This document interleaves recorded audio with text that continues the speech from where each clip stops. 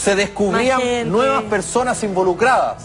Y ya no era solo Juan Pablo Dávila, sino que habían otros brokers involucrados y otras empresas. Ahora, ¿cuál era el escándalo?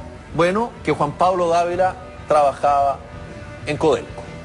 Y eso es lo que finalmente provocó este escándalo de proporciones que, insisto, tuvo durante todo ese año 1994. Y para qué hablar plata de todos los chilenos. Plata de todos los chilenos. Además, nos metió la mano en el bolsillo. ¿De qué estamos hablando, señor director, cuando quiera con el gráfico? Y después se hizo Angélico.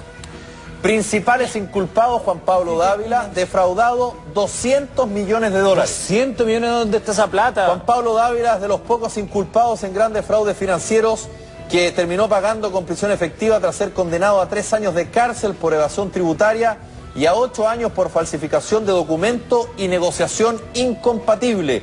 Además, se le encargó pagar, más bien se le ordenó, la indemnización de 186 millones de dólares, más una multa por otros 23 millones adicionales. Está comprobado que en lugares donde hay tanta plata, siempre hay un chanchullo detrás. Cuando hay mucho dinero, siempre hay un hueón malo o un chanchullo, claro. Siempre. Bueno, en el año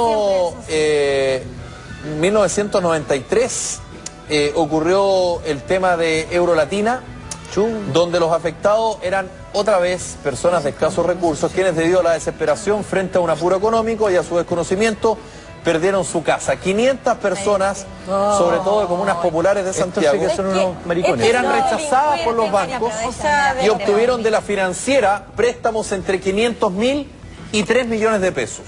Además de los intereses altísimos, contaban con cláusulas de aceleración que, en caso de atrasos en las cuotas, gatillaban la cobranza total de la deuda y sus intereses. Aquí yo me recuerdo que fueron las primeras veces que apareció el concepto de la letra chica. La letra chica en los contratos. Claro, porque la gente, en toda desesperación, el banco no le prestaba las lucas.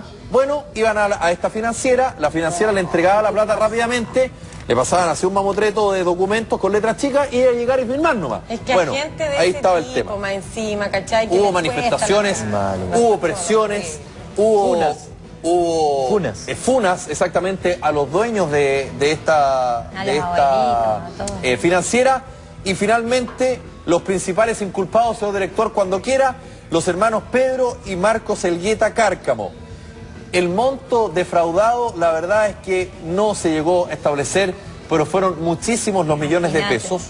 Pese a que la condena generalizada de la opinión pública, en enero de este año, la Corte Suprema absolvió definitivamente a los 3 principales inculpados, estableciendo que si bien los intereses cobrados superaran el máximo convencional, o sea, no era legal, eso significa superar el máximo convencional. No es legal.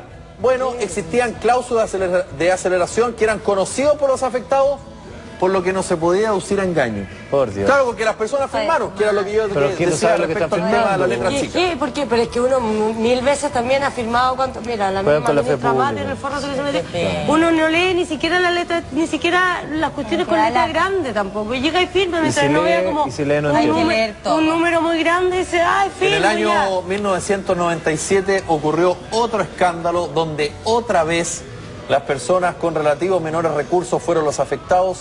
Fue el denominado caso de las casas Copeva.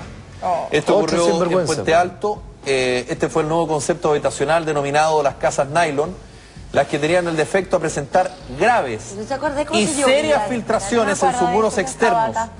Con el correr de los días, por cierto, los dardos apuntaron al Ministerio de Vivienda y Urbanismo y a la empresa constructora. Esto es peor porque la disputa dejó 2 víctimas ostensibles. El ex ministro Edmundo Hermosilla, quien debió abandonar su cargo tras recibir por parte de la constructora un lindo caballo.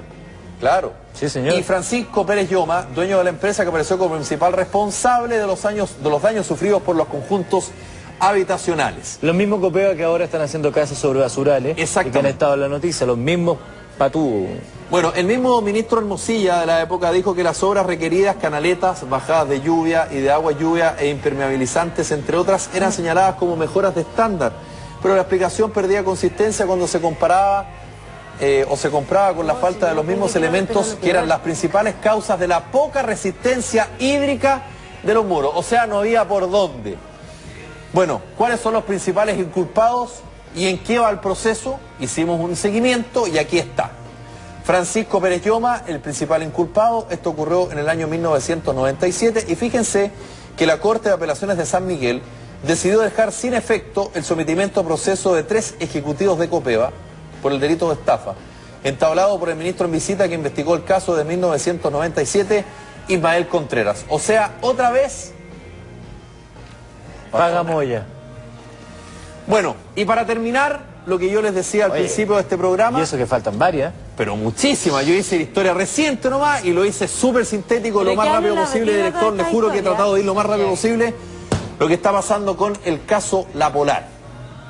Otra vez... llegar y robar. Otra vez tiene que ser un medio de comunicación donde este lunes un especial del Departamento de Prensa de Televisión Nacional hizo un seguimiento a los ex principales ejecutivos de La Polar. Y a propósito de lo mismo, hoy renunció Pablo Alcalde, quien fue gerente general, después presidente del directorio, renunció a ese cargo, siguió como director y hoy renunció a ese cargo porque, claro, de alguna manera la empresa se querelló contra él, claro, y otros 3 ex altos ejecutivos que este programa del especial de prensa de Televisión Nacional el día lunes intentó conversar con ellos. Y a mí, de verdad, de las cosas que más me impactaron es cuando se les preguntó, porque el encargo era preguntarle qué le puede decir usted a los afectados de La Polar. Nada, no tengo nada que decirles, hablen con mis abogados. No solamente hay que ser cara dura para contestar eso, sino que además el adjetivo más fuerte, yo creo que no hay que decirlo, pero yo creo que en la casa toda la gente lo sabe, sí. Porque de verdad que eso es ser un malnacido. Exacto. Porque yo entiendo la lógica de pedir disculpas y eso puede ser usado en tu contra, porque de alguna manera estás reconociéndolo. Claro. Pero la pregunta es, ¿no hay sensibilidad? ¿No hay una dosis mínima de humildad? ¿No hay sensibilidad respecto a la gente que, porque además se hizo una oferta en el día de hoy, que el CERNAC dijo por ningún motivo, le entregan una tarjeta para que consuman 5 lucas de la misma compañía, de la misma empresa, y además se le dice, fírmeme este documento donde de alguna manera usted se compromete a que no va a entablar ninguna acción judicial en contra de la empresa? Fíjate que el CERNAC está llamando a la gente a no firmar eso. Porque es ilegal. Porque si es que lo firma, después con las acciones judiciales que hay masivas, bueno, eso no va a tener ningún efecto. Y por lo tanto, no tiene ningún sentido. Y están todas las acciones judiciales conjuntas que de alguna manera buscan que la empresa pague y pague como corresponda.